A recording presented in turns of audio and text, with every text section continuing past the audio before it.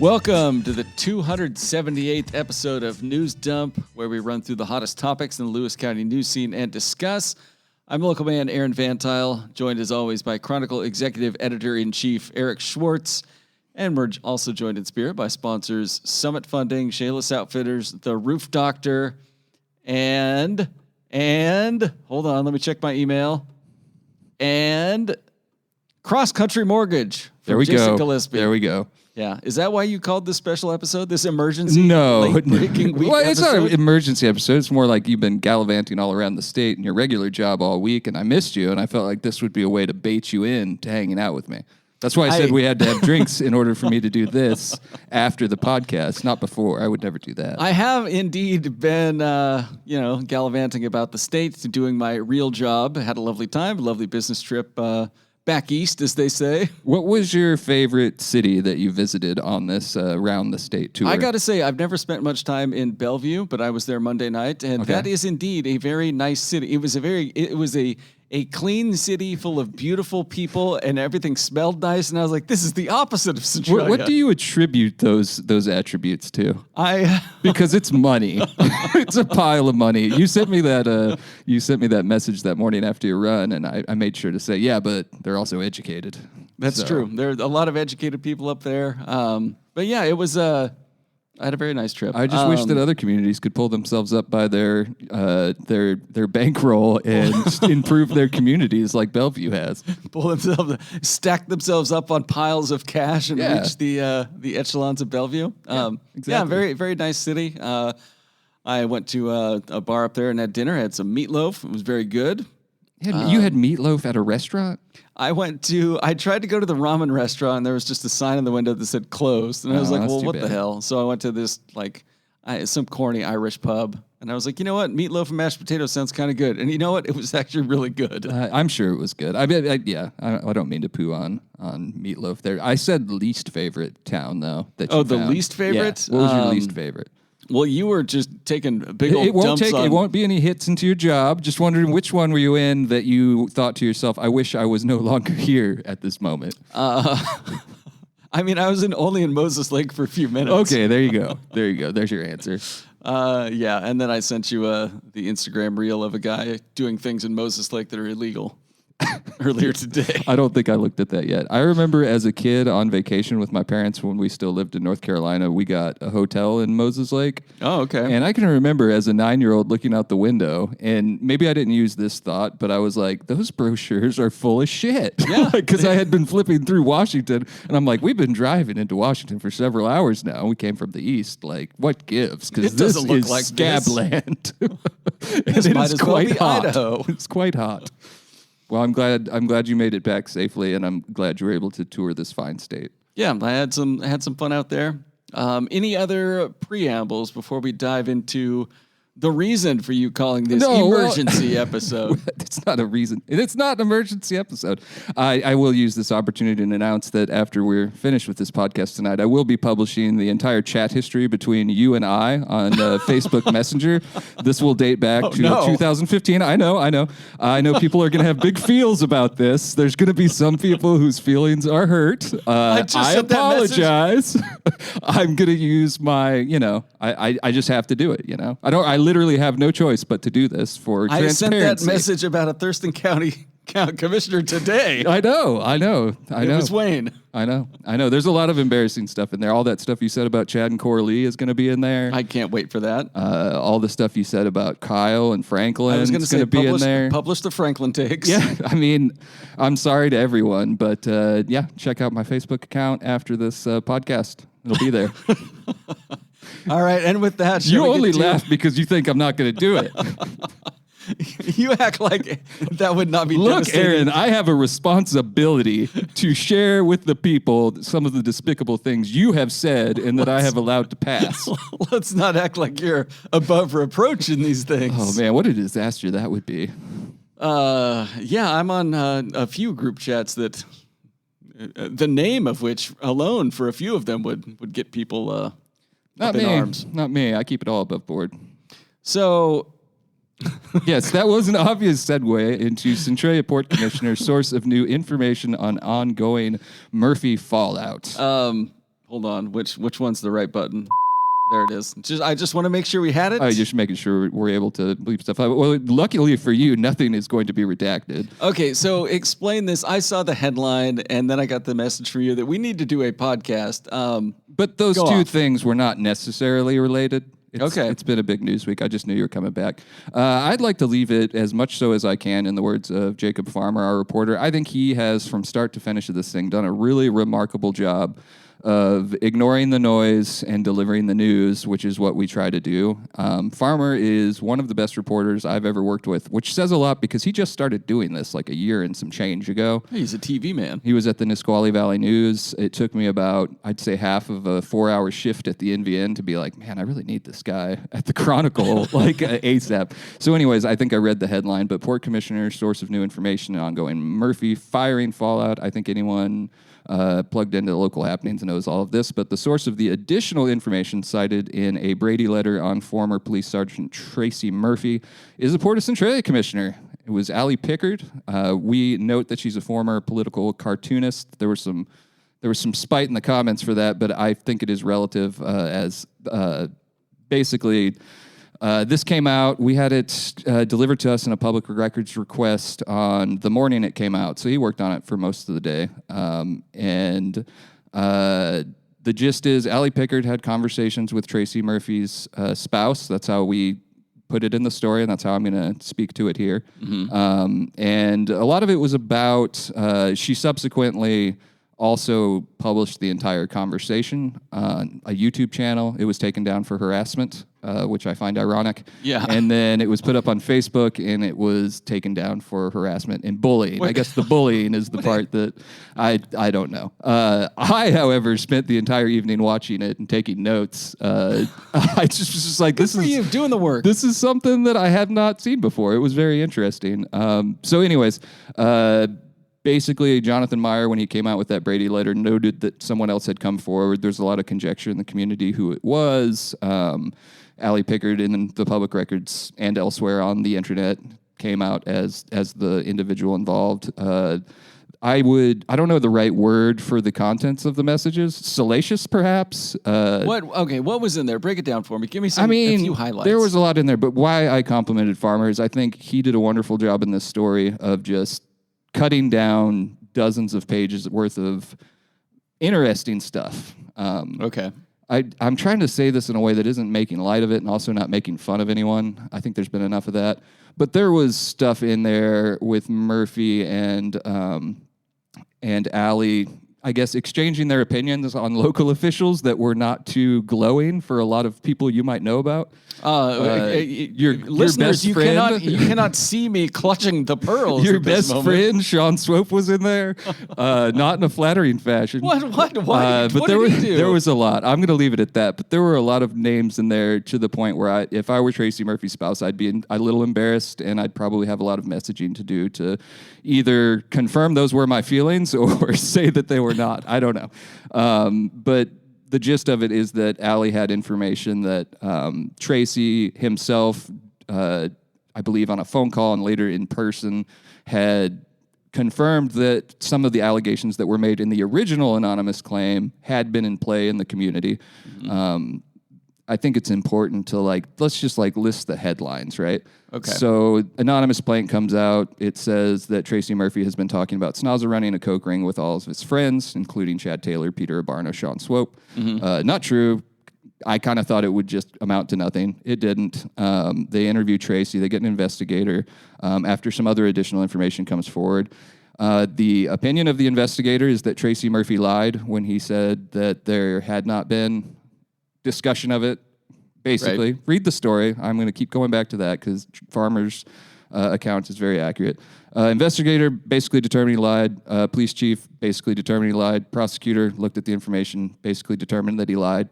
Murphy says he did not lie. He's going to continue running for sheriff. They were asking specific to JNet, and he's also a DEA deputy, essentially. And he was saying that he meant for JNet, not for DEI. If you go look in the documents, there's a lot of other interviews with fellow officers in JNet that doesn't really jive with that, if I'm being honest. But those are the facts. Those people think he gets fired. I'm sure he's appealing it. That's what he has said. As I mentioned, he denied that he lied. He's got a perfect record over 30 years there. I don't think anybody's arguing with that. Brady letter was the last news, and then everybody was wondering, well, what was the new additional information? And everybody had some guesses. Mine was not Pickard until we got the records request, and then same day elsewhere confirmed online by Brittany Voy. So that was a story to me, Pickard. I will tell you what was not a story to me was the entire text message chain. I think once it's out there, you're got to be responsible for what you said. Like, right. I mean, Chad Taylor's name's in there as well. I mean, whatever. Okay.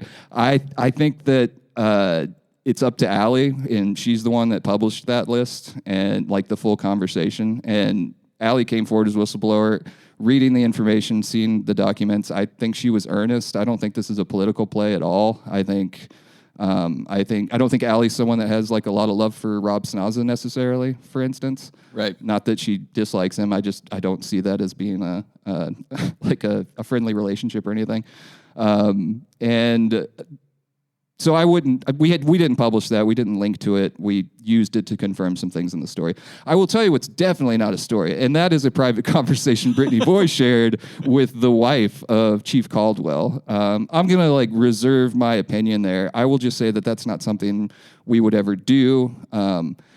It's not a condemnation of her at all. I think if you're not working for a professional journalism organization, you're not a journalist, and do whatever you want. Anyone with a Facebook page would do that. I don't begrudge it. I'm just saying it's not a story. I was kind of, I don't know, disheartened to see that. And then I thought surely there's probably some news in it, and reading it, I just don't see it. I know it's part of the CJTC file, but I don't know. It felt like a low blow to me, and just kind of like a consumer of that news, not our story, but that information. It just felt like we know this stuff's going to come out from Allie, so why don't we just put out the other wife, her stuff? It just seemed, I don't know. Again, I don't want to dwell on that or begrudge on it. I just think low blow. Well, you were generally against women talking in general, well, so that is neither here nor there. That is not true. So anyways, that's pretty much it. This story will continue to enrich our lives for the years ahead, I'm sure. I'm going to add one thing. Okay. And here's the most interesting and I don't know. I'm not sure of the right word for this, but the real kicker of Farmer's story is the final line. The original complainant remains anonymous. The anonymous complainant remains anonymous. Yeah, from the very start. That one, we're getting every other detail. We've got the full Murphy file that we've attached to each of the stories, just the investigatory documents. And we get the spouse's comments in private messages. Cool. The original complainant remains anonymous should have been in the headline, I would say. The original complainant remaining anonymous is it's truly Lewis County's deep throat at this point. And there's somebody out there that knows and has let it slip, and at some point the rumor is going to get out. There's been one rumor. Gotta be, right? The rumor that it was Snaza is hilarious. I don't think that's true. I don't think so either. It would be hilarious if it were. With this story, I wouldn't count anything out. I was really surprised Jacob didn't use cartoonish in the headline, because that kind of feels like where we're at now. Not that's why I don't want to make light of it, but this thing it's getting outrageous, and I don't know. I return to Caldwell's wife and dragging that into it. If that is not proof that we have lost the plot, I don't know what is, because I get, look at this shiny thing. I care less about Iran when I'm watching these new UFO videos. It doesn't mean that that's the right thing the government should do, is put them out there just to distract me. I mean, it's provocative, sure, but to what end, Yeah. In any case, I want to finish by saying I don't want to mock anyone here. I don't want to be overly critical of anyone here. I just want to say that Jacob Farmer is doing a wonderful job of covering the actual story, which at this point is a sheriff's office candidate who was fired from his position after more than 30 years, accused of lying, got a Brady letter, denies lying, and is still running for sheriff. That's the real story in a nutshell. Yeah. And I just, from speaking to members of the public, it's very hard to follow as is. So I guess I don't see the wisdom if you're really trying to tell people the story. Here's the news that matters to you. I don't understand that.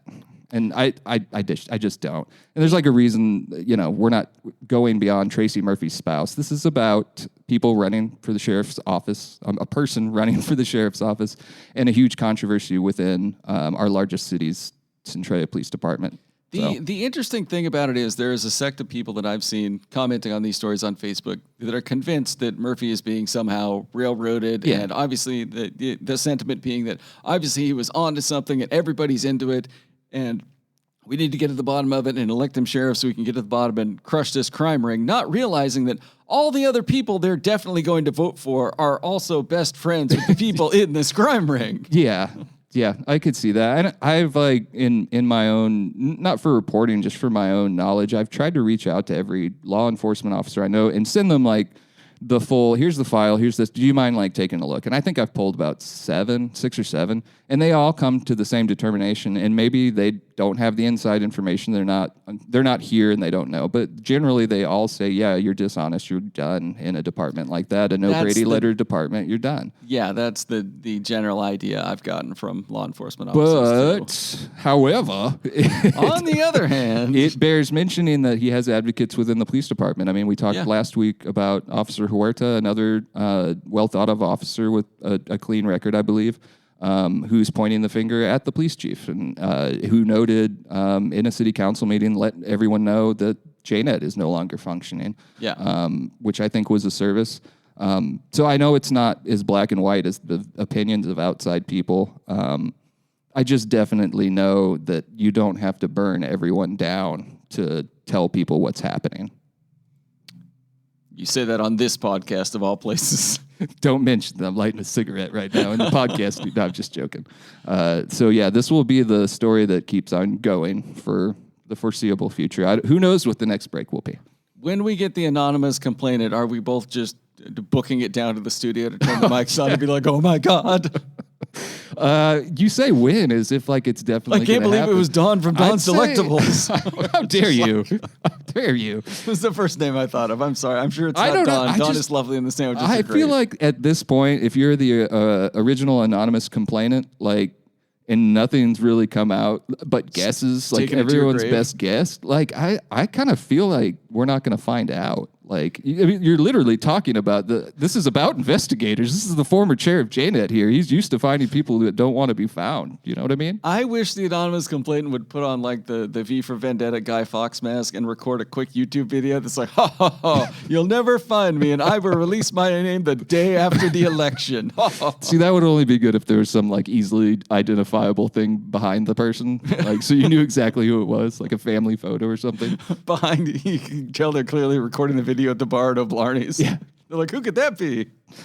In any case, I don't know. I just hope everybody can be, somewhat kind, civil, and adult as we move forward. Not to say anyone hasn't. Okay. Except for you, personally. Yes.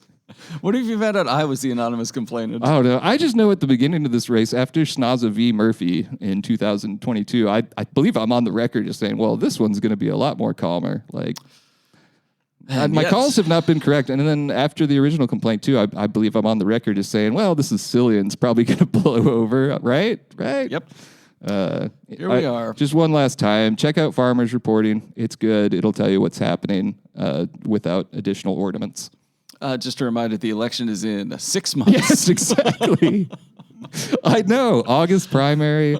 I know Coralie is hoping to arrange another debate. It'd be interesting to see who attends those debates, what they have to say, and if they'll address this head on. I mean, just politically speaking, Murphy's popular with the voters. I mean, at least he has been, right?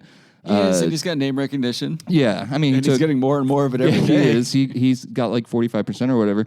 So I don't know. This is a total guess, but just thinking about it, it's I'd maybe if I was a candidate, might be reluctant to say anything about this case until after the primary. You know what I mean? Yeah. And maybe after the primary is a different thing altogether, but we're still hoping to get people on the record. The other candidates, who do we got there? Fraze. We got Fraze, we got Reardon, and we got McKnight. Mm-hmm. Is there one more? I think that's it, right? Gosh, I hope we're not forgetting anyone. That'd be embarrassing.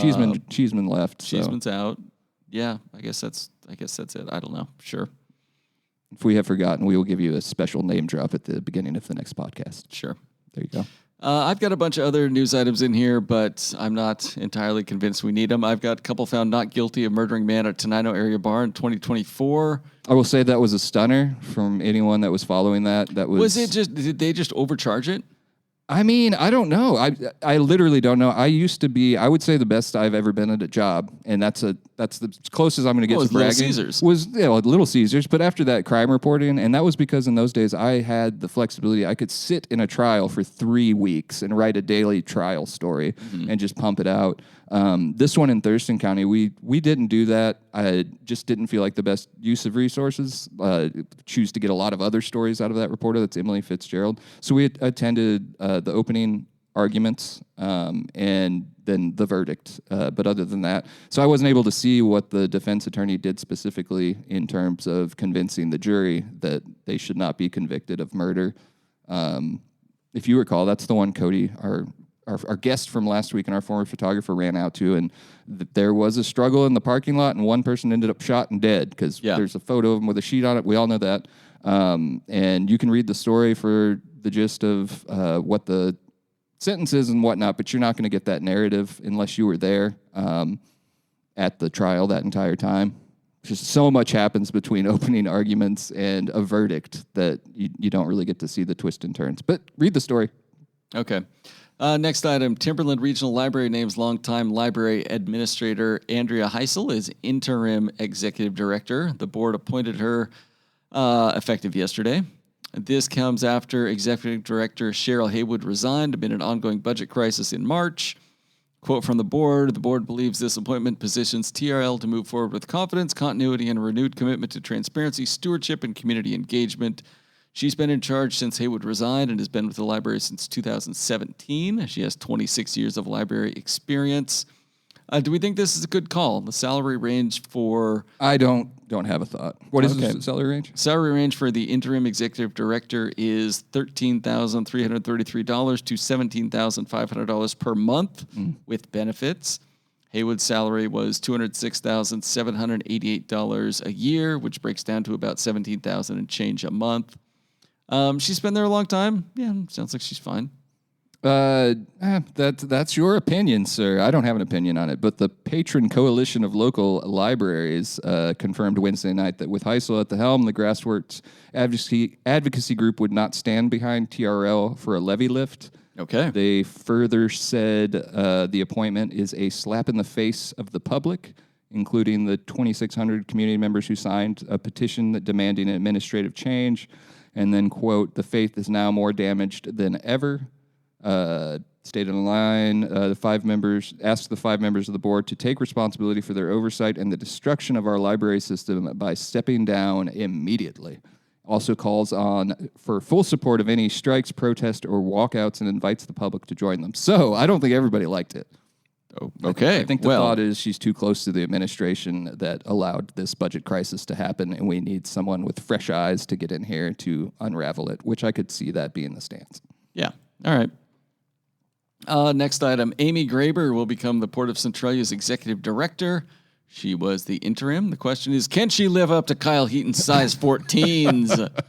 Do you know Amy Graber at all? I don't know her well, no. I have met her a few times, and I would say based upon the response to this story that she seems to be a bit of a unifier. It seems like the port commissioners all like her. And she's worked there for a long time, too. It's not like she's brand new. But it seems like, there was certainly animosity I felt between Markstrom and Allie after Allie Pickard defeated, won the seat. And it seems like maybe that's gone. Things seem to be going a little smoother, and you know how I have described that port meeting over the years as just a horrible event to be at if you don't like tension, because it's just a whole lot of tension. So I don't know about feeling. I mean, how long was Kyle there? 25 years? 20 years? He was there since 2005 at least. And I will continue to fanboy for what he did for the Port of Centralia in his time there. As far as growth, say what you want about his attitude, and you are welcome to. Or his moodiness, that's fine as well. His saltiness, I'm not advocating for that. But results, my man. Yeah, he got it done. He got it done. So do you also have on your notes that at the same meeting, Kyle Markstrom announced he is resigning. I do. My next line is she got glowing reviews from all 3 port commissioners, including Kyle Markstrom, who then said, "Smell you later," and resigned. Yeah, I had to put those two on the same page today for the Saturday edition, and they're like Amy Graber to become Port of Centralia Executive Director across the top, and then across the bottom, Kyle Markstrom issues his resignation. It really looks like a story in 2 parts, but it is not. They get along. Yeah. They are supportive. Markstrom said he came to the difficult decision after he and his wife decided to leave Centralia for a, quote, new professional opportunity. He read a statement that said, "We are choosing a path that better fits the values, lifestyle, and direction we want for our family, and we are doing so with confidence, gratitude, and peace about what comes next." Do you think he's moving to Idaho? That was exactly what I thought when I read that. I'm not going to lie to you. That was my first thought. I've seen a lot of that lately. It feels like, when transfers in college sports now start to write it's like, I've had a wonderful time here, and you're like, well, he's gone. Yeah, I'm starting to explore opportunities elsewhere. Idaho is great. The thing is, things are cheaper, but you also make 2/3 the salary. No, that's not true. Zins are $2.50 over there. $3 free. They're giving away free Zins over there, Aaron. Just you walk in and they start throwing pucks of Zins. They swim wild in the rivers there. You can just pull out nets full. You would not last a week in Idaho. I lasted almost 2 years in Montana, in northwest Montana. That's not Idaho. I had to drive through North Idaho to get there. I'm familiar with the people. Mm-hmm. Are you familiar with which things you can and cannot purchase in Idaho? Have you heard much about the northwest corner of Montana? I once went to cover a meeting at the library, the Flathead County Library in Kalispell, and I walked into the wrong room, and it was white supremacists having a meeting. Like, they were just having a meeting in the library. That was not the story I was going to. I was trying to find someone else, but imagine 24-year-old me walking in there, and they're describing their intentions. I was like, this does not sound like the Kiwanis Club. I think I'm in the wrong spot. As opposed to, a 35-year-old you who walked in and was like, "Hello, brothers." Oh, weak. No. I do. The freedom of speech aspect of it, which I think hopefully we get to in this next item. I think we will. I think people should have a right to say whatever the hell they want to say. That's a defining feature of this fine country. Obviously, there's some rails on that when you get to employment and such, but go on, King. Next item, Lewis County improves legal protection for Swope, other elected officials in ongoing lawsuit. This is the "We fired Paul Braun for saying something on his private Facebook page that we didn't like about the podcaster memorialized on the baseball hat I wear to official meetings" lawsuit. That's subjectively funny. All right. The newly approved resolution offers legal defense and indemnification, that's an insurance term, to Swope, as well as Coroner Warren McLeod, Prosecuting Attorney Jonathan Meyer, and Sheriff Rob Snaza. Snaza zoomed in from Arizona to say thank you. They consulted with the prosecutor's office. He did not, but joke landed. Continue. They consulted with the prosecutor's office, although that seems like a conflict of interest as Meyer is the prosecutor. What? I believe the article states that they reached out to some independent They did. folks They also reached out to their own risk pool and another county's prosecutor. They didn't name that other county. I wonder which one it was. Scott Brummer, county commissioner, said, "All believe that these individuals acted within the duties of their office and believe that we are required by state law to indemnify." And I'm kind of with Brummer in the aspect that if there's an easy interpretation that the state law says you have to do this in this instance, then you have to do it. Mm-hmm. That being said, it remains a glaring example of poor decision-making, and God forbid any elected official foot the bill for their own fuck-up. I don't agree with you 100% on the terms, but having said what I just said about freedom of speech, when this happened, I thought this will be a lawsuit. Immediately as it happened, as the comments were posted, Joel McIntyre and Swope were both identifying him on Facebook in their private time. Joel McIntyre, man, above reproach. Joel McIntyre, elected troll. I think that's not a partisan thing. That's what he's doing, and it's unsightly. I think it was a mistake to fire him. Did you see the national story from back east where the former police officer got arrested for something? He's posted about the same thing, Charlie Kirk assassination. Mm-hmm. Arrested, spent 30 days in jail. He ends up with a payout just shy of $1 million. Mm-hmm. I think we're going to hear about more and more of this because there was a real... there was a lust for retribution as that was happening, and I think Joe Public thought their best way of getting that was whoever was saying mean things deplorable things, even horrible things that I would judge a person on and be like, you are horrible, but I wouldn't say you're fired, and I just wouldn't go that length, you know? Yeah. Bill Saran commented this on Facebook, and I was going to put it in Facebook comments of the week, but I thought it would be better here. He lists the Bremer quote, and then he says, actually, Commissioner Swope was acting on his own time and on his own personal Facebook page, not within his duties of office. If he was acting within the duties of his office, he would have handled this as a personnel matter through proper channels rather than promote a public lynching of a county employee. Were the others acting within the duties of their office when they conspired to fire Brom using the PID process, a Brady letter? Do you believe that the prosecutor, sheriff, and Chief Caldwell could have acted through due process to get that PID letter out within 24 hours after Swope's posting? There was an obnoxious conspiracy among these players, and Warren McLeod was bullied into going along and firing his employee. Should their legal costs and exposure be indemnified by the county? No, because they acted outside of the normal employee discipline process for political motives. Yet, Lewis County and the Washington County's risk pool needs to indemnify them, as they all need to stick together as defendants. I agree. I thought it was a good post. Yeah, no, I agree with, except for I don't think it's accurate to say Warren McLeod was bullied into it. I think that's an easy way to give him an out. He is a man. Like he is an elected guy just like them, and he had the ultimate power in that situation to make the call. He could have totally made another call. And what do you think? What do you not. think Warren McLeod said when he? Yeah, I don't have a good Boston accent like you. No posting about Charlie Cook. I do think one thing stands out in this. He was my favorite podcaster. I'm still waiting for the Star Wars Imperial officer with the Boston accent. They need to just do it. I hope it's in the Grogu and Mandalorian movie. Lord Vader. It would be so good. But both of these things are got to be election issues, right? Warren McLeod has two opponents, including, I believe, at least one from his own office. Yeah. I'd be interested in hearing any candidate for coroner's opinion on this. Any elected official, I guess, for that matter. It's the commissioners as well. We know how they feel because they've stated it. And in Swope's case, he went and penned his comment back to the top of his Facebook profile. So we know he feels strongly that he's in the right on this, right? Yeah, I think so. So Warren McLeod will face questions. The rolling tally, you ever see those national debt clocks that just keep going? Uh-huh. Like the clock on costs from lawsuits, like keeps going eventually up. Swope is going to run again. Brummer's running now, and we've already seen at the forum where that became a question that people are interested in hearing.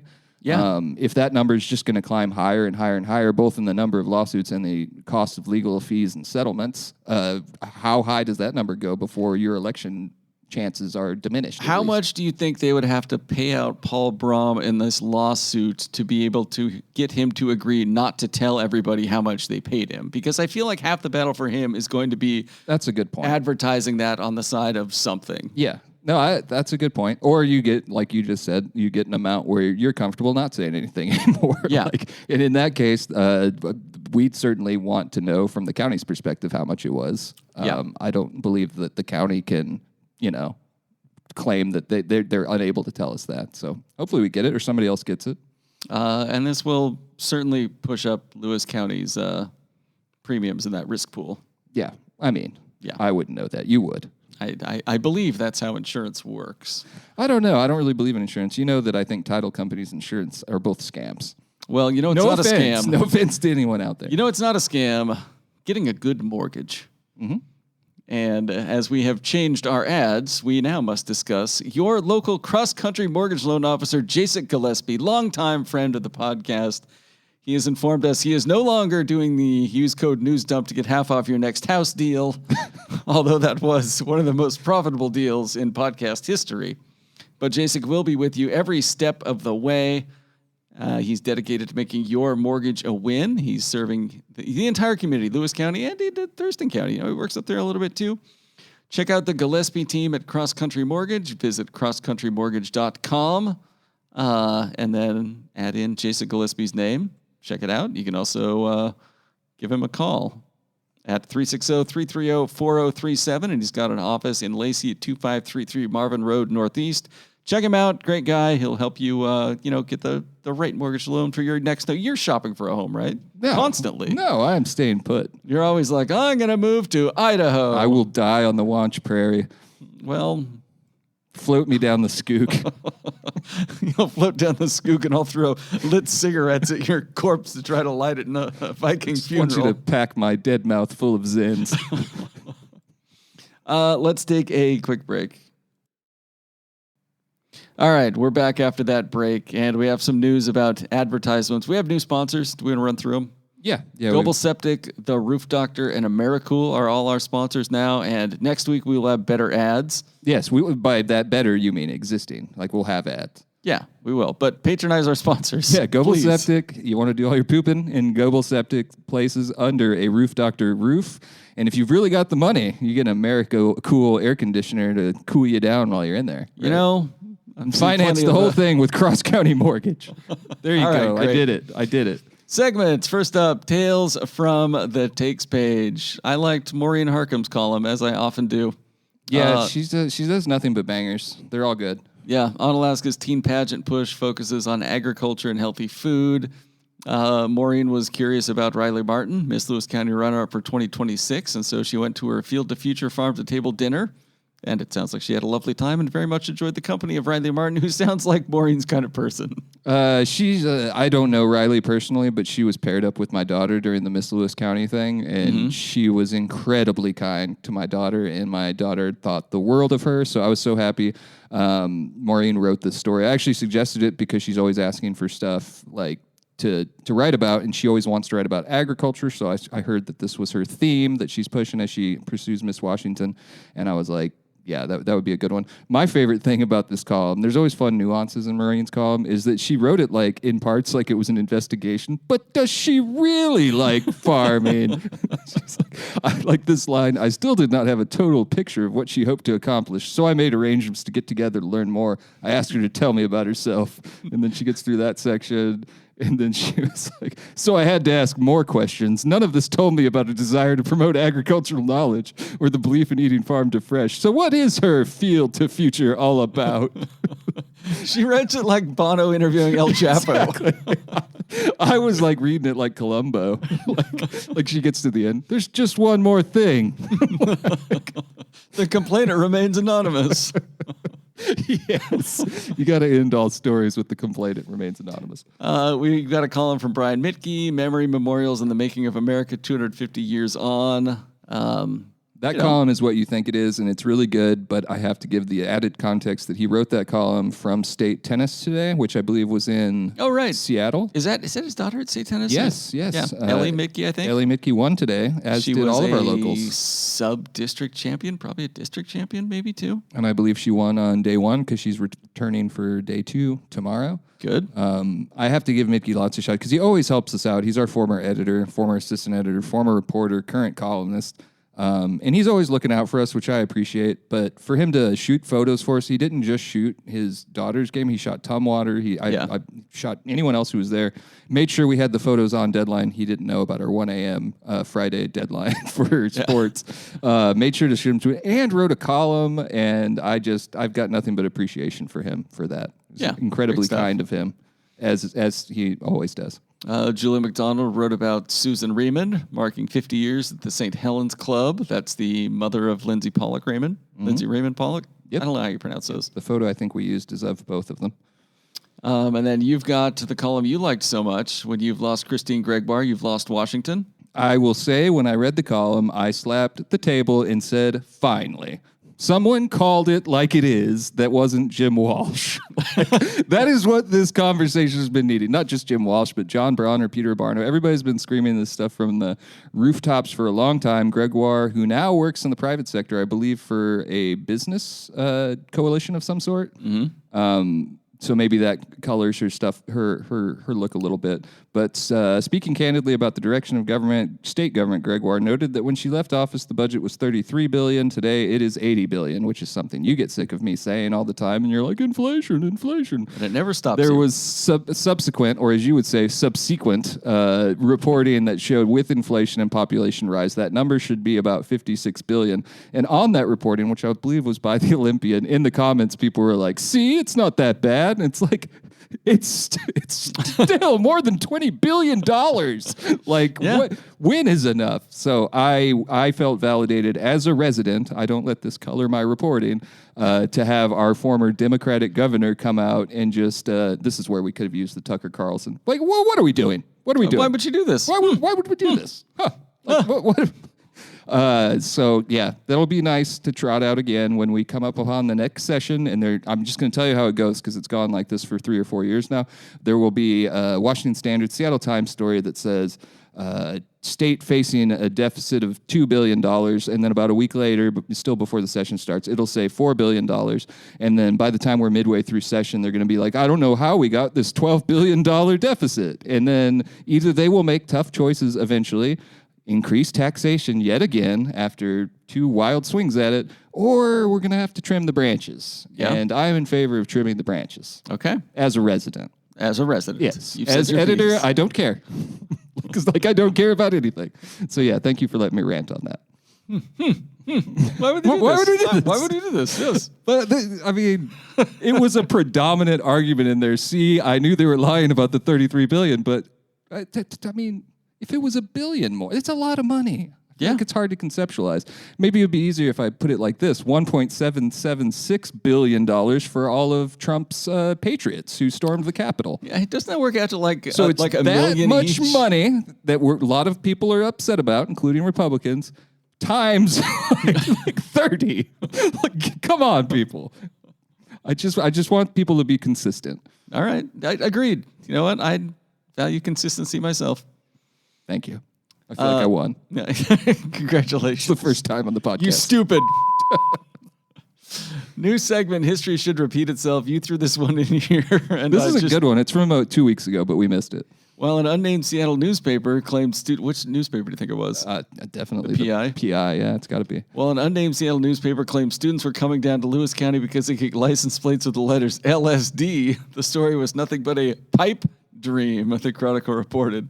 It's just a pipe dream. That report by a Seattle newspaper that University District students were flocking to Lewis County to pick up used cars with license plates bearing the alphabetical prefix LSD.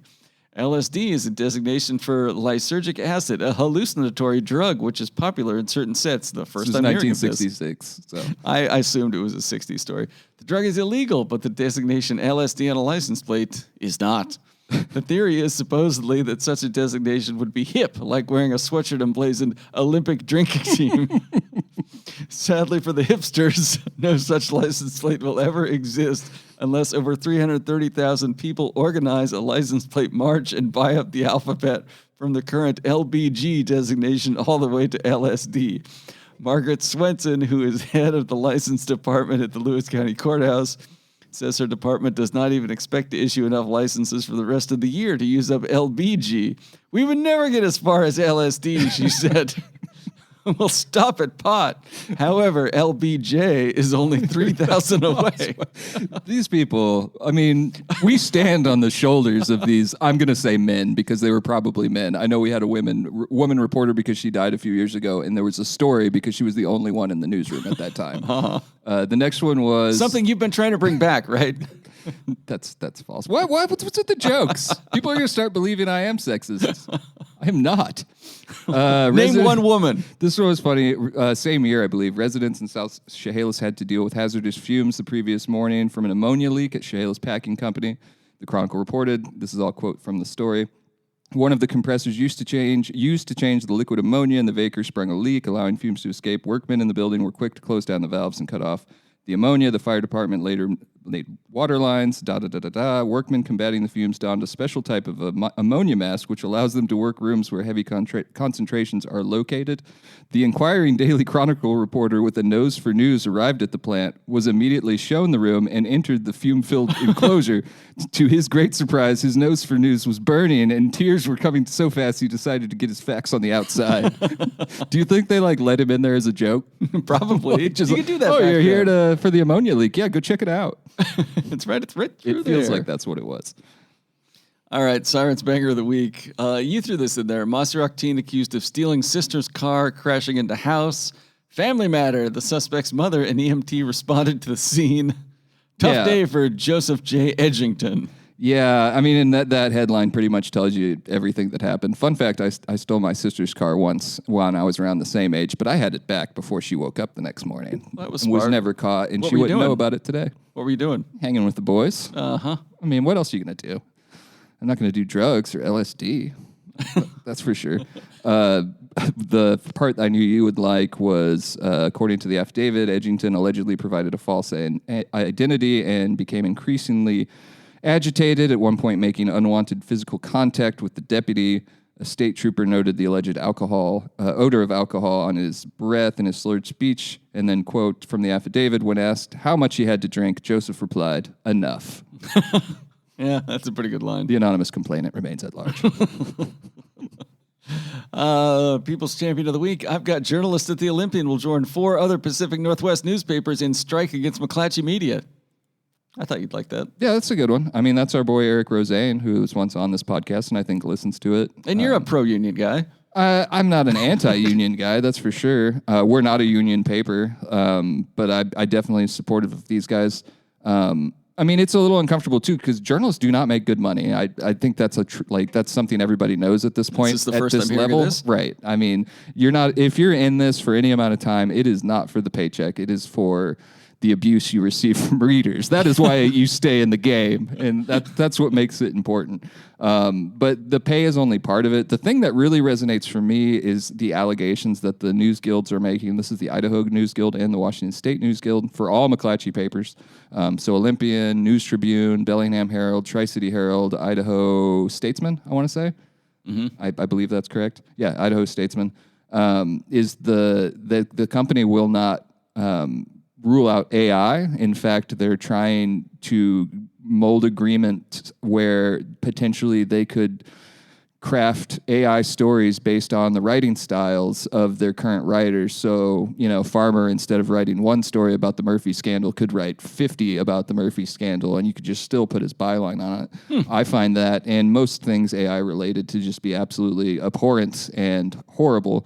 Also, I guess the company McClatchy has spent a bunch of money on tabloids, think like Us Weekly, that kind of stuff, so they can populate their websites with that and make money off of it. I get that you're trying to make a dime right now.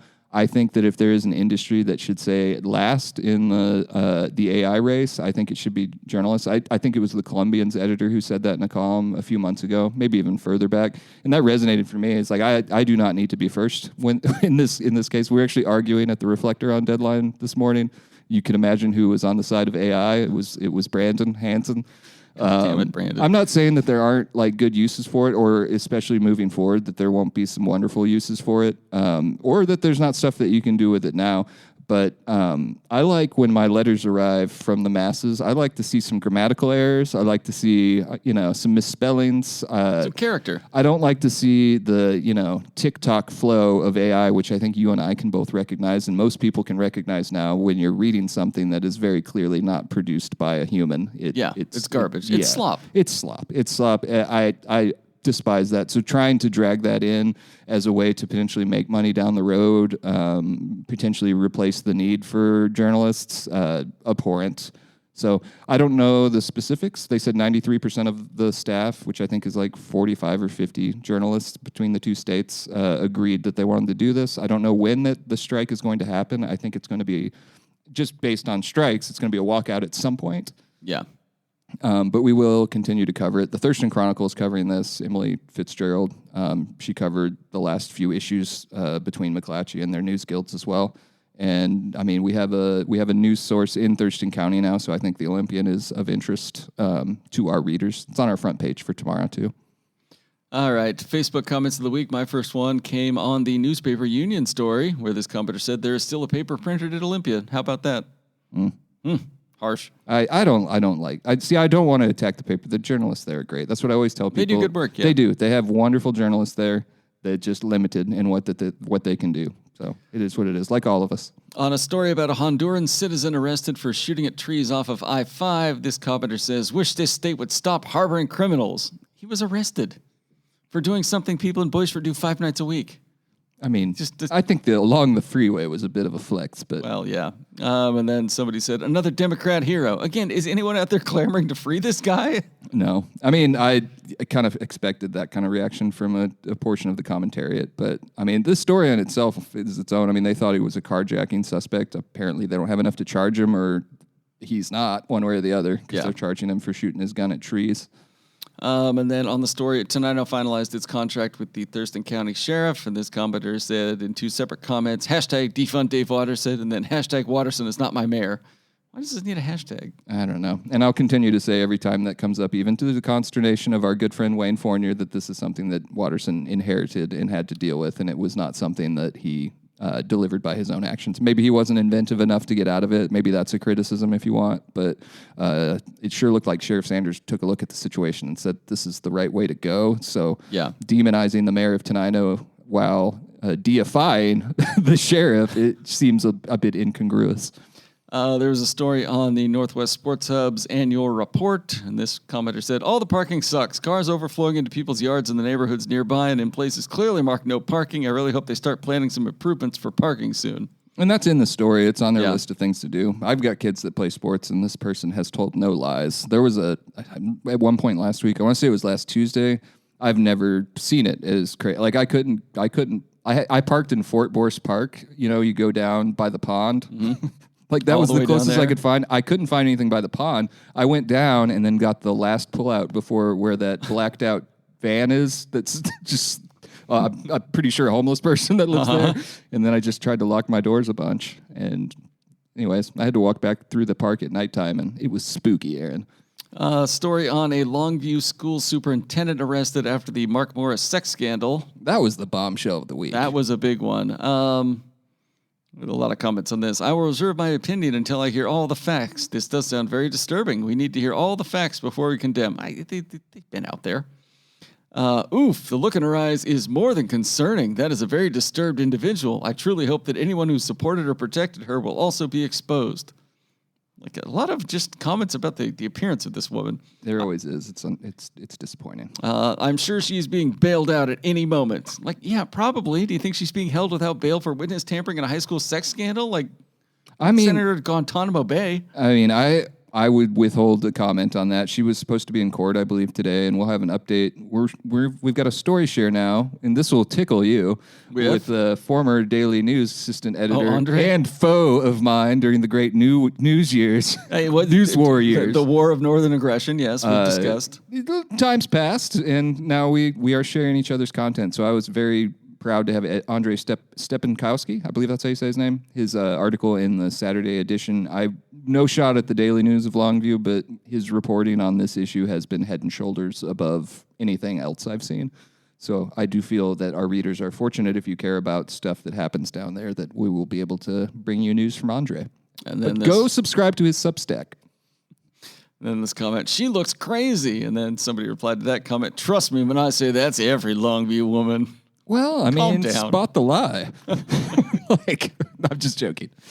And then one last one on the indemnifying Swope and others lawsuit. Somebody said, considering a Tennessee fellow just received a $835,000 settlement in regards to posting Kirk memes, how much are the taxpayers of Lewis County going to be liable for, including the legal defense for these 4 imbeciles? Good question. It is a question. I will give Why would they do that? Why would they indemnify themselves? After this week, Aaron, and as we head into this hot political cesspool that we will not be free from until November, if by November, we'll see. Everybody just be a little nicer to each other. Come on. Just be nice. Anything else you want to add? Any news I've missed? Nope. We do have the top students for Centralia and Chehalis in the Saturday edition. That's the top 10 from WF West and from Centralia High School. Those are up on cronline.com now. We have track results from yesterday. Districts, is that right? Yeah, state will be next weekend. Zach wrote an absolute banger of a story. Tiger Star Vola sweeps, throws in dominating fashion is just another really great Zach story. And if I can brag on the sports department, they had deadline last night about midnight. Mm-hmm. They knocked out all of this district track stuff. So that's Zach, Dylan Wilhelm, our sports editor, and Ridley got all this stuff up on the website. I saw the upload times, and they are ridiculous. It was, 1, 2 o'clock in the morning. They climbed in their cars rather than go home. They drove over White Pass and went to Yakima, where by 9 o'clock this morning, they were reporting on the fast pitch state tournament. You're going to be able to find all that on Chronline over the weekend, also our Facebook and Instagram pages, of course, but immediately started feeding content. So I was just a bit in awe of our sports department. I know they always do this, and you're never in awe because you're better than all of them in your mind. Yes. But just great work. Good work. Yeah, they're over there covering state track. WF West is already in tomorrow's state semifinals. They'll play, I can't remember who, but it's a decent matchup. It'll be irrelevant by the time anyone listens. So. Yeah, and then there's a bunch of 2B teams. One of the 2B teams is going to be in the finals. So we have Napa Vine, Toledo, and Wilpon Valley, Toledo, and Adna are all in the quarterfinals playing right now. So also tomorrow, I know Otto is shooting. Robbie, sorry, I always want to say Rabe because it's RAB, but it's Robbie. He's shooting Tumwater baseball and Napa Vine baseball. Okay. I think one game's at 10 and one is at 4, if I remember correctly. And we'll have lots of Memorial Day coverage as well. And we really just scratched the surface on all the news that we've uploaded at Chronline today for the Saturday edition. There's lots of good stuff in there. I implore you to go read it. And my forthcoming release of our text messages. It's going to be juicy. It's going to be good. People are going to be really offended by your attempts to speak like a Generation Z, though. What up, fam? Want to get a drink? No cap. I don't even know what those mean. In closing, we're sponsored by Global Septic, The Roof Doctor, AmeriCool, and Cross Country Mortgage's Jason Gillespie.